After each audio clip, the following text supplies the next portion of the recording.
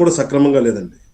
వాస్తవం మాట్లాడుకుంటే మనం ఏ వ్యవస్థ ఇంకా సక్రమంగా లేదు. ఎంత పెద్ద ఎత్తున లంచాలు అంటే ఊహించలేని విధంగా లంచావతారులు ఉన్నారు ఇక్కడ మనకి. భయంకరమైన లంచం.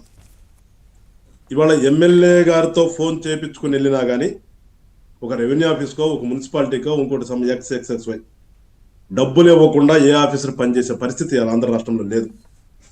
నేను చెప్తుంది ఇప్పుడు ప్రజెంటే, పాస్ట్ కాదు, ప్రజెంటే చెప్తున్నాను. అంత భయంకరంగా అదే సినిమాలో కనుక లంచం లంచం లంచం చిరంజీవి నడిచినట్టు ఏదో సినిమా ఉంది, స్టాలిన్ సంథింగ్ ఏదో ఠాగూర్ లాగా వాస్తవంగా అది సినిమా. మామూలుగా మనం ఏంటంటే సినిమా అనుకుంటాం, కానీ అది దాంట్లో ఎంత అయితే చూపించారో అంతకు మించి వాళ్ళ ఆంధ్ర రాష్ట్రంలో లంచాలు ఉన్నాయి. లేరని ఎవరు చెప్పడానికి ధైర్యం చేయలేదు. అన్ని స్థాయిల్లోనూనా, కింది స్థాయి అధికారుల దగ్గర నుంచి పై స్థాయి వరకునా ఎక్కువ శాతం రిషి గారు.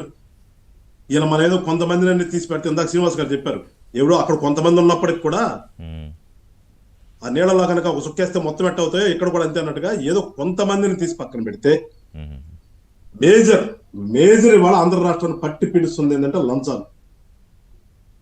ఒక రైతు ఎంఆర్ఓ దగ్గరికి వెళ్ళి పాస్బుక్ లో ఏమైనా తప్పులు పడితే సరి చేయించుకున్న పరిస్థితులు లేడు. ఆ తప్పు చేస్తుంది ఎవడు? ఆ తప్పు చేసేది వాడే కంప్యూటర్లో.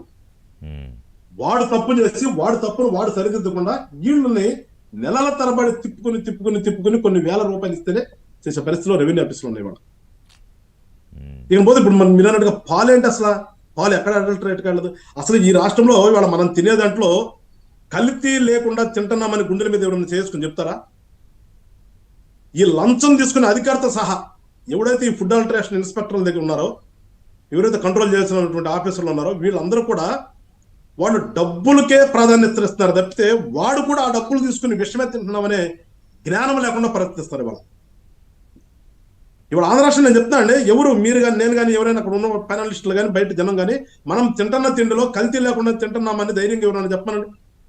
ఇవాళ భయం వేస్తుంది పాలు తెచ్చుకోవాలంటే. ఇవాళ పాలు ఎంత పెద్ద ఎత్తున అల్టరేట్ అవుతున్నాయంటే మిక్సీ పాలు అంట. మొన్న ఊరు వెళ్తే నేను అక్కడ సందర్భం వస్తే మా పార్టీ అతను ఒక అతను అడుగుతారు, సార్ మీకు మిక్సీ పాలు తెలుసా? మిక్సీ పాలు ఏంటారా బాబు, గేదె పాలు ఆవు పాలు అంటాను అంటే వాడు చెప్పాడు ఇంతే.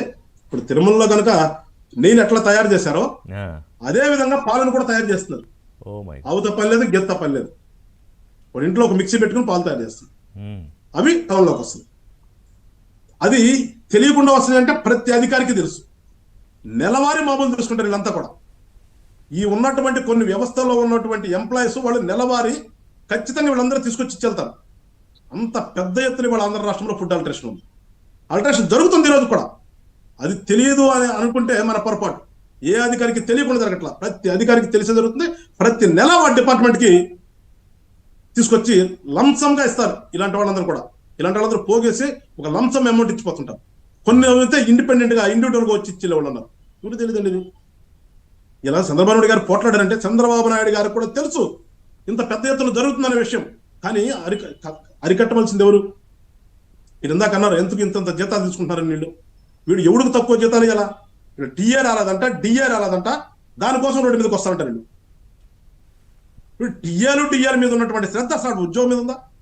ఇవాళ పిఆర్సీలు పెరిగి ఒక్కొక్క ఎంప్లాయీకి ఎంత వస్తుందండి జీతం? ఎంత జీతం వస్తుంది? ప్రైవేట్ హాస్పిటల్ అనేమో క్లీన్ గా ఉంటది, 10,000 తీసుకునేటువంటి వాడు ఒళ్ళు దగ్గర పెట్టి పనిచేస్తాడు. గవర్నమెంట్ హాస్పిటల్ 1,00,000 డ్రా చేసేవాడు ఒక మూలం కూర్చుంటాడు. అంటే మీరు అన్నారు కూడా చెప్తున్నా, ఈ పే స్కేల్స్ పెరిగి ఒక స్వీపర్కి 2 లక్షల జీతం. అంటే ఫర్ ఎగ్జాంపుల్ చెప్తున్నాను నేను.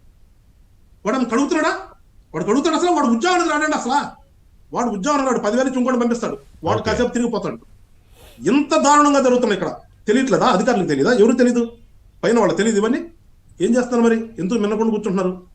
ఇక్కడ చెయ్యవలసినటువంటి పట్టించుకోవాల్సినటువంటి ముఖ్యమంత్రి ఏమో రోజు గంటలు రివ్యూలు పెట్టి బాగా పని చేయండి అని చెప్పి నాయకులకు చెప్పి, మంత్రులకు చెప్పి, ఎమ్మెల్యేలకు చెప్పి, అధికారులకు చెప్పి ఒక టైంకి వచ్చేటప్పటికి ఇవి జరిగాక ఇదిగో మీరు వెళ్తారా లేకపోతే నేనే వెళ్ళాలా అనే పరిస్థితి తీసుకొచ్చారు ఆంధ్రప్రదేశ్లో. ఎమ్మెల్యేలు ఎందుకు పర్యవేక్షణ చేయరండి? ఈవెన్ అంటూ సారీ, నాకు కూడా సిగ్గేస్తుంది. కొన్నిసార్లు అయితే ఈ అధికారుల దగ్గర నుంచి ఎమ్మెల్యేలు కూడా తీసుకుంటారంట లంచాలు. వీళ్ళు కూడా నెలకు ఇస్తారంట. ఇంకెక్కడుందో ప్రజాస్వామ్యం? దీనికనా ఇంత తప్పనబడి గత 5 సంవత్సరాలు వాళ్ళ మీద పోరాటం చేసి కూటమి కట్టి ప్రభుత్వాన్ని తీసుకొచ్చి పెట్టిన తర్వాత ఈ 2 సంవత్సరాల తర్వాత మనం వీటి గురించి చర్చించుకుంటున్నాం అంటే ఎక్కడ ఎరాడికేట్ అయింది? ఎరాడికేట్ అవ్వాలి, పెరిగింది. నేను చెప్తున్నాను.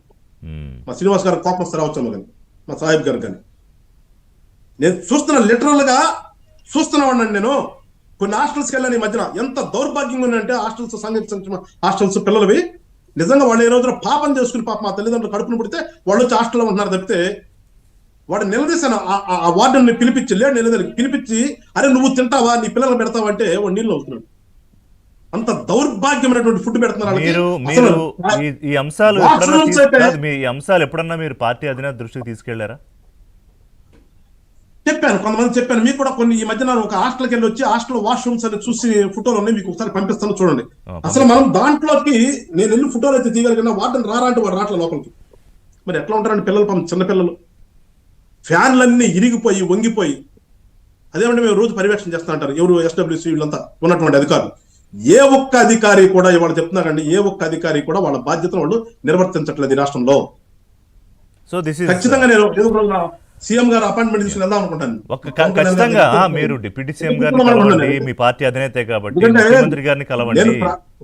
నేను ప్రాక్టీస్ వదిలిపెట్టుకుని రాజకీయాల్లోకి రావాలని వచ్చింది ఇవి చూడటానికి కదా నేను వచ్చింది. అయినా నాకు సరిపోయిన ప్రాక్టీస్ ఉంది, నా భార్య పిల్లల్ని బతికించుకున్నాను హ్యాపీగా. నాకు కాదు, దిస్ ఇస్ హై టైం ఖచ్చితంగా ఇవాళ వచ్చింది. నేను బాధ్యతగా తీసుకోవాల్సింది. సమాజంలో మా పవన్ కళ్యాణ్ గారు రాజకీయాల మార్పు తీసుకొద్దామంటే వస్తే నాకైతే ఈ రోజుకి మార్పు కనిపించట్లేదు.